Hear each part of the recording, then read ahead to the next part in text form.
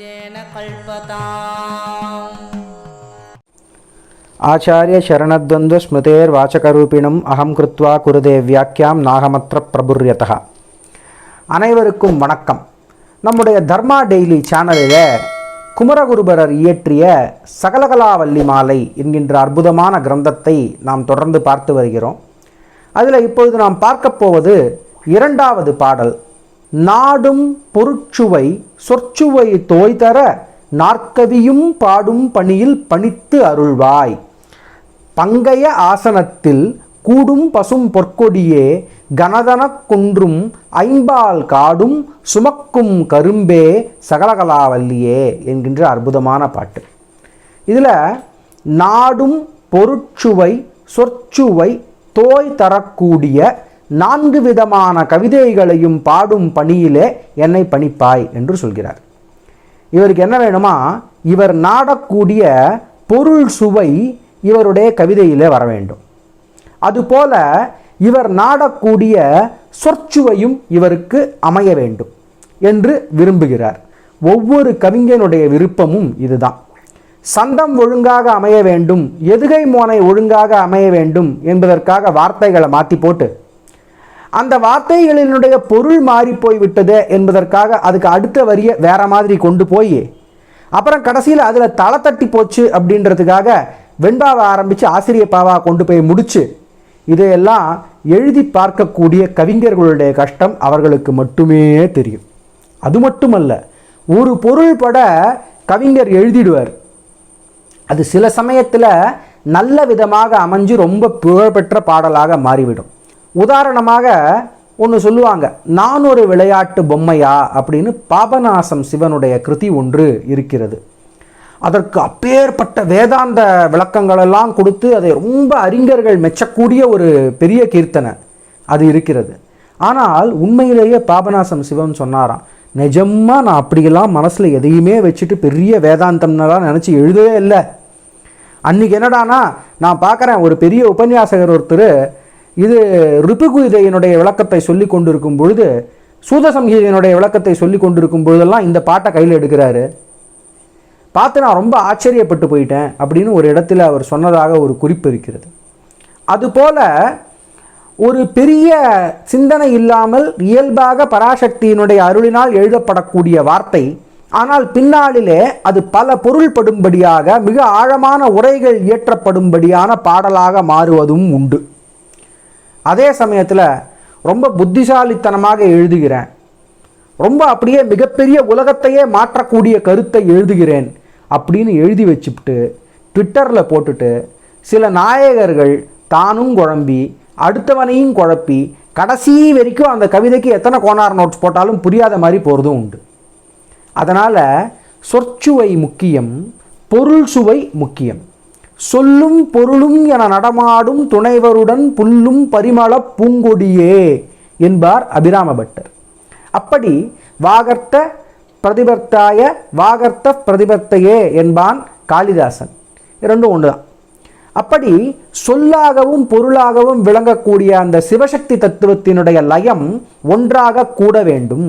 கூடி என்ன வரணுமா, 4 வர வேண்டும். சிவமும் சக்தியும் ஒன்றாக இணைந்தால் அந்த நாத பிந்து ஸ்வரூபத்திலிருந்து 4ஆகிய வேதம் தோன்றுவது போல சொல்லும் பொருளும் ஒன்றாக இணைந்தால் அதிலிருந்து நாற்கவிகள் தோன்றும். அது என்ன நாற்கவி என்று சொன்னால், கவி வகையில் நாற்கவி சொல்லிவிடலாம்.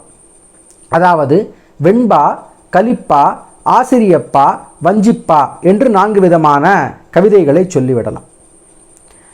இது மற்றபடி எதை நீங்கள் எடுத்தீங்கனாலும் கலி விருத்தம், வஞ்சி விருத்தம், கழிநெடிலடி ஆசிரிய விருத்தம், அரிசீர் கழிநெடிலடி விருத்தம், இப்படி நீங்கள் என்ன மாதிரியான குறள் வெண்பா இல்லைனா வெண்கலித்துறை, இப்படி நீங்கள் எந்த வகையை சொன்னாலும் இந்த 4 அடிப்படையான தமிழ் பாடல் வகைகளினுடைய வேரியேஷன்ஸ் அண்ட் காம்பினேஷன்ஸ், கலப்பும் பிரிப்புமாகத்தான் அந்த கவிதை வடிவங்கள் எல்லாம் இருக்கின்றனங்கிறத நம்ம பார்க்கிறோம். அப்போ இந்த 4 கவிதைகளையும் படைக்கக்கூடிய ஆற்றல் வர வேண்டும். நாற்கவிங்கிறதுக்கு ஒரு பொருள் இது. இதற்கு இன்னொரு ஒரு பொருளும் இருக்கிறது நாற்கவிங்கிறதுக்கு. என்னன்னா, ஆசு, சித்திரம், வித்தாரம், மதுரம் என்கின்ற 4 விதமான கவிதைகள். ஆசு கவி என்பது என்னன்னா, ஒரு தலைப்பை கொடுத்த உடனே அதன் பேரில் உடனடியாகவே பாட்டு பாடணும். இப்போ உதாரணத்திற்கு சொல்கிறோம், ஃபோன் அதை பற்றி ஒரு வெண்பா சொல்லு அப்படின்னா உடனே ஒரு வெண்பா சொல்லிடணும். அந்த வெண்பாவினுடைய பொருள் செறிவு அதெல்லாம் ரொம்ப பெருசாக இருக்காங்கிறது ஆசுகவியில் வரக்கவிகள் அப்படி தான் பாடுவாங்க. ஆனால் பொதுவாக ஆசுகவிதை என்பதில் ரொம்ப பெருசாக அதெல்லாம் இருக்குமான்றதெல்லாம் ரொம்ப ரேர். அப்படி ஆசுகவிதையாக பாடியும் கூட அது மிக மிக பொருள் செறிவு நிறைந்ததாக இருந்தது என்று சொன்னால் சத்தியமாக அது வரகவிதை தான். அப்பேற்பட்ட வரகவியாக அமைய வேண்டும். அடுத்து வித்தாரக்கவி அப்படின்னா என்ன அப்படின்னு பார்த்தீங்கன்னா, மிக நீண்ட கவிதைகள், விஸ்தாரமாக எழுதப்படக்கூடிய கவிதைகள் மற்றும் சமத்காரமாக எழுதப்படக்கூடிய கவிதைகளுக்கும் வித்தாரக்கவின்னு பேர். அதாவது இந்த மாலை மாற்று கீழிருந்து படித்தாலும் மேலேருந்து படித்தாலும் ஒரே மாதிரி இருக்க மாதிரி கவிதை. அதே மாதிரி இந்த யமகம்னு சொல்லுவாங்க, அதாவது ஒரே வார்த்தை திரும்ப திரும்ப வெவ்வேறு பொருட்களிலே ஒரே வரியிலே அடுத்தடுத்த நிலையிலே வரக்கூடிய மாதிரியான கவிதை. இந்த மாதிரி எல்லாம் எழுதக்கூடியதுக்கு வித்தாரக்கவி என்றும் பெயர். அல்லது விஸ்தாரமாக எழுதப்படக்கூடிய அகவல் போன்ற கவி வகைகளுக்கும் அதை சொல்லிவிடலாம். அடுத்தது பார்த்தீங்கன்னா மதுரகவி. இந்த மதுரகவி என்பது உவமை சிறப்பு மிக்கது. உவமைகள், உதாரணங்கள், அழகியல் நோக்குகள், அழகு சொட்ட சொட்ட எழுதப்படக்கூடிய சிங்கார ரசம் நிறைந்த கவிதைகளுக்கு மதுரகவின்னு பேர். நான்காவது கவிதை பார்த்தீங்கன்னா சித்திரக்கவி. சித்திரக்கவின்றது என்னன்னு பார்த்தீங்கன்னா, அந்த கவிதையினுடைய வடிவமே தேர் மாதிரி இருக்கும். அந்த கவிதையினுடைய வடிவமே ஒரு கத்தி மாதிரி போயிட்டு வரும். அந்த கவிதையினுடைய வடிவமே 2 பாம்பு இப்படி பின்னி பிணைந்து இருக்கா போல இருக்கும். இதை போல பல்வேறு வடிவங்களிலே கவிதை எழுதி அந்த கவிதையினுடைய எழுத்துக்கள் எல்லாம் எந்த இடத்திலே கூடி பிரிகிறதோ அந்த இடத்திலெல்லாம் அந்த வார்த்தை மாறாமல் பொருள் வர வேண்டும். கவிதையை எப்படி படித்தாலும் மேலிருந்து கீழாக கீழிருந்து மேலாக அந்த சக்கரத்துக்கு உள்ளே போய் வெளியில் வந்து திரும்ப திரும்ப சென்டரில் போயிட்டு வந்து இப்படி பல வகையான சித்திரக்கவி வகைகள் இருக்கின்றன. இதற்கு சித்திரக்கவியை பூட்டுவதுன்னு சொல்லுவாங்க. இரட்டை நாகபந்தம், நாற்சக்கர பந்தம், துவிசக்கர பந்தம், துவிநாகபந்தம், லிங்கபந்தம், அஷ்டகமல பந்தம், ஷட்கமல பந்தம் என்றெல்லாம் பல்வேறு விதமாக இந்த மிகப்பெரிய ஒரு சாகரம் அது. ஆக்சுவலாக இப்பொழுது சித்திரக்கவி எழுதக்கூடியவர்கள் ரொம்ப ரொம்ப கம்மியாக இருக்கிறார்கள் என்பது மிகவும் வருந்தத்தக்க விஷயம். ஆனால் ஒரு மிகப்பெரிய வரமாக பராசக்தியினுடைய அனுகிரகத்தினால சித்திரக்கவிதை எழுதக்கூடிய வித்தையை என்னுடைய ஆசிரியர்களிடத்திலிருந்து அடியேன் கற்றுக்கொள்ளக்கூடிய மிகப்பெரிய வாய்ப்பு கிடைத்தது. அதன் மூலமாக ஒரு சில சித்திரக்கவிகளையும் தீட்டும் மிகப்பெரிய ஒரு பாக்கியத்தை பராசக்தி கொடுத்திருக்கிறாள். இப்பொழுது இந்த காணொலியை பார்த்து கொண்டிருக்கும் பொழுது சைடில் வந்து இந்த சித்திரக்கவிதையை உங்கள் கண்களுக்கு நான் விருந்தாக்குகிறேன், பார்த்து கொள்ளுங்கள். இப்போ நீங்கள் பார்க்கக்கூடியது வந்து லிங்கபந்தம் என்று பெயர். இது மகாபெரிவாளுடைய தம்பி சிவன்சார் பேரில் நான் எழுதிய சித்திரக்கவி. சிவலிங்கம் மாதிரியான வடிவத்திலேயே இருப்பதை பார்க்கலாம். அடுத்தது காளியின் பேரில் எழுதப்பட்டிருக்கக்கூடிய அஷ்டகமலபந்தம் பார்க்குறோம். இது 8 இதழ் கொண்ட பூவை போல இருக்கும். இதை இப்படி மாற்றி மாற்றி படித்து முடிக்க வேண்டும். இதை எப்படி படிக்கிறதுங்கிறது நம்முடைய நேயர்களுக்கு விருப்பம் இருந்தால் அடுத்த எபிசோடில் படித்து காட்டுறேன்.